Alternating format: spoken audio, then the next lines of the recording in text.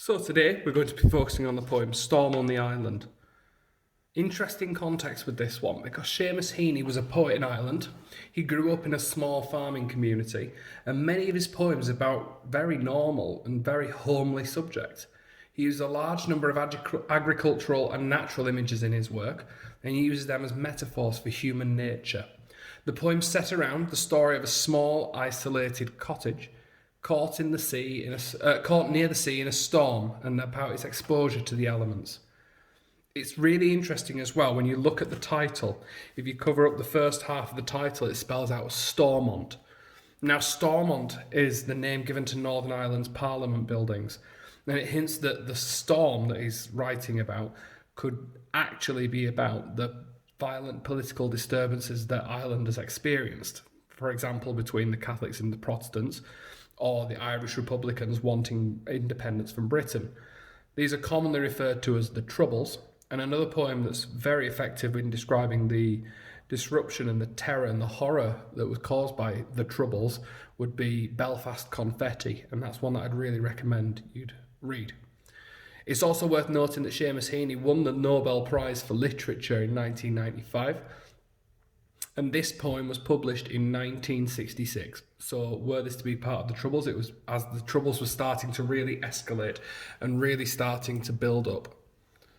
So, starting with the poem, as normal, we're going to have language in pink and structure in yellow. I'll come back and write on those later on.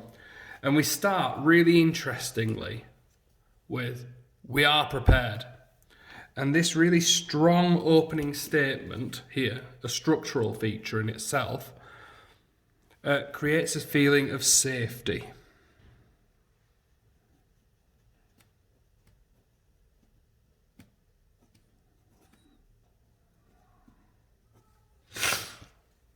It shows that they're confident.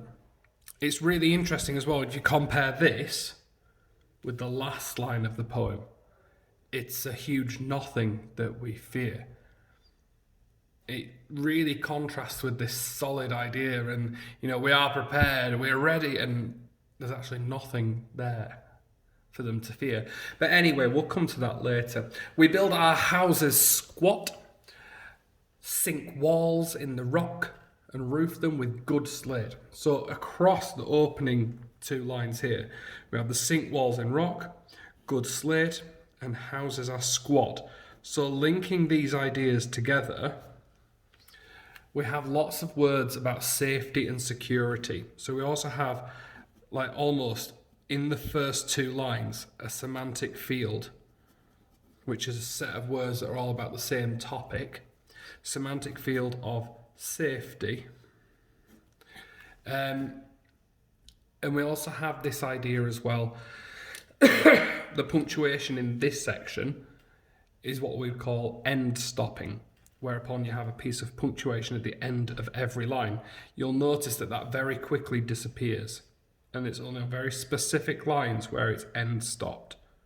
But the end stopping at the start helps that feeling of security.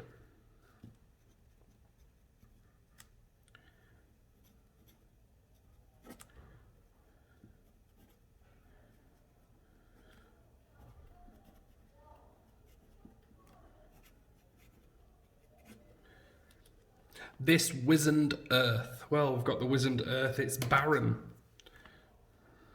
Oh, that's the wrong colour. Pink for this one, please, or whatever you're using for language.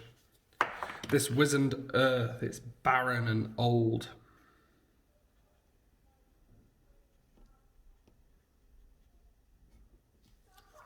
Has never troubled us with hay, as you can see. There are no stacks or stucks that can be lost.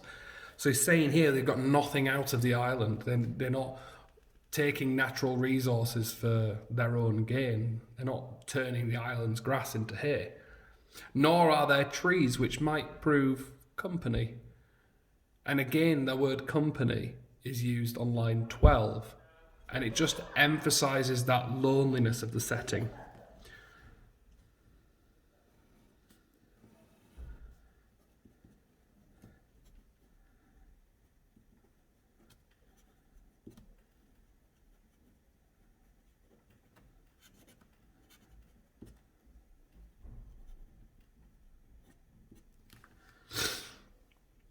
when it blows full, and then look at this interesting start to line 7. Blast! You know what I mean. And here we have the narrator doing two things. One, with this introduction of the plosive of blast, that hard B sound. So the plosive is for emphasis.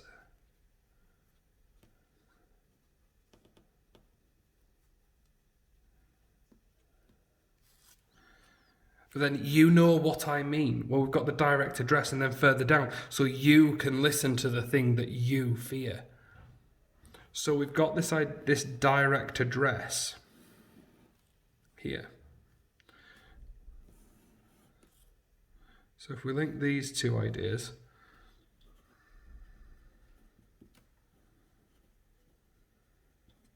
the direct address here makes you reflect. So I could refer to that as reflective. And then this idea of tragic chorus, a wonderful phrase. Greek choruses, this idea of the tragic chorus, it's ominous and foreboding. A chorus in Greek plays would be like the background people, but they would also comment on and explain events throughout the play. So it gives that real sense of foreboding. Just before I forget, I'm going to draw the themes box for this poem.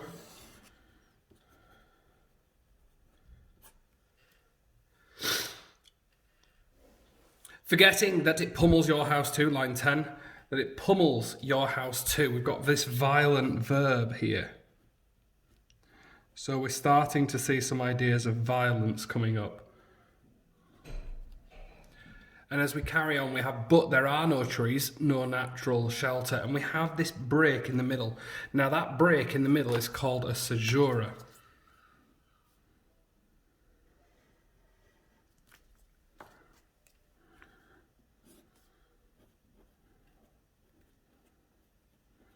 So the caesura here slows the pace of the line and emphasizes the no.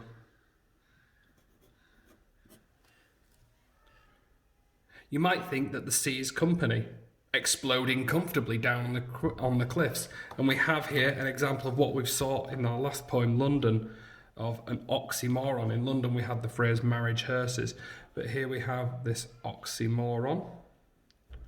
Again, exploding comfortably down on the cliffs. And it juxtaposes that feeling of safety and fear together. So fear and safety. But no, when it begins, the flung spray hits.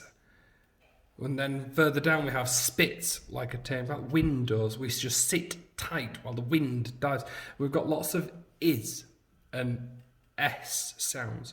So in lines 14 to 17, all in this section here, we have the sibilant sounds. And I. It's like the hissing of the storm.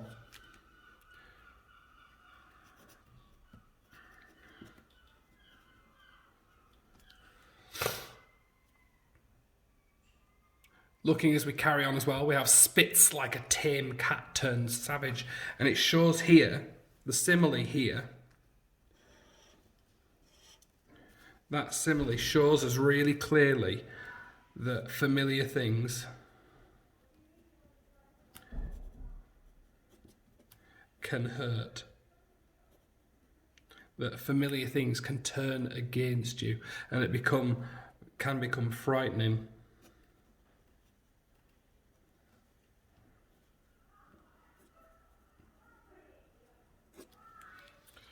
And it strafes invisibly. Space is a salvo and we are bombarded by the air. And here we have another semantic field created at the end of the poem where we have strafes, salvo and bombarded. Having these three words here creates this another semantic field. And it's military vocabulary, it's militarian. And having that military language compares the storm to war.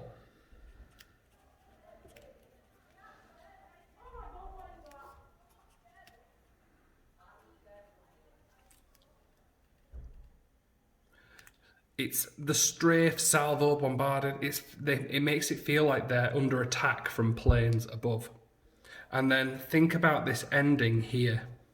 It is a huge nothing that we fear. So looking strategically at the ending of this poem, a huge nothing that we fear. The storm's invisible.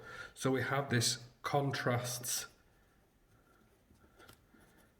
the opening.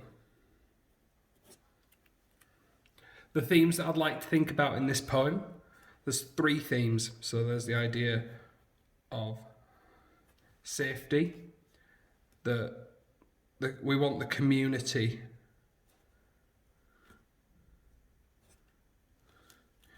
should feel safe. We've got the idea of fear throughout the poem. So it's almost like the safety that we had at the start of the poem turns into fear later on.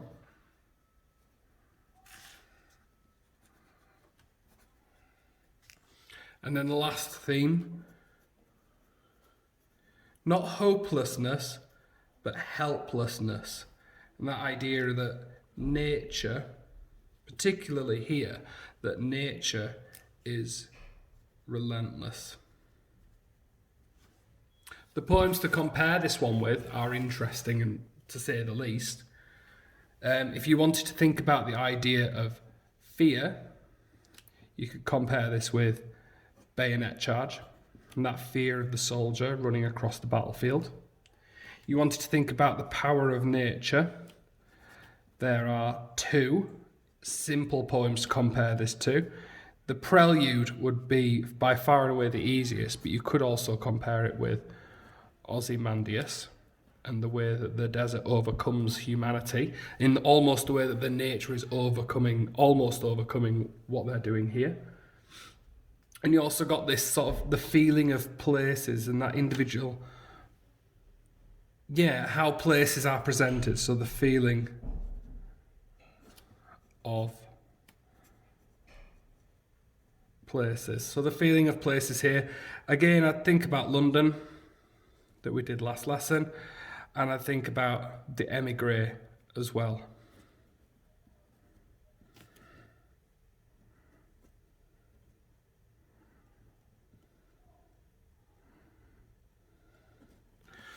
Okay.